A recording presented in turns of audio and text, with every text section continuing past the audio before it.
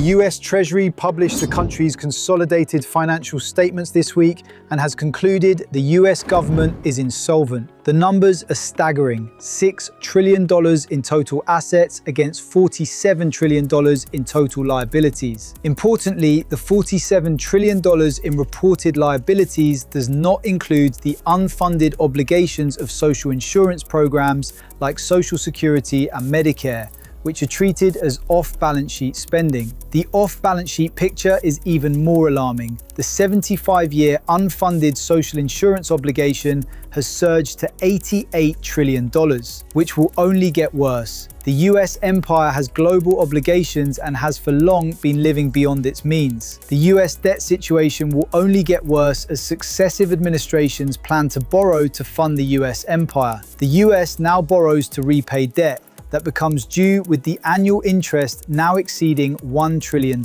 History has shown most empires cannot outrun this debt situation, and confidence in the US is already rock bottom. In many ways, the US is now the new USSR. Russia this week saw the most severe oil supply disruption in its history, with 40% of its oil export capacity halted following a Ukrainian drone attack. Ukraine intensified drone attacks on Russia's oil and fuel export infrastructure this month, hitting all three of Russia's major Western oil export ports, including Novorossiysk on the Black Sea and Primorsk and Ust-Luga on the Baltic Sea. According to Reuters calculations, about 40% of Russia's crude oil export capabilities, or around 2 million barrels per day, is currently shut due to these attacks. In addition, frequent seizures of Russia-related tankers in Europe have disrupted 300,000 barrels per day of Arctic oil exports. With Russia's westward export routes all under fire, Moscow must rely on oil exports to Asian markets,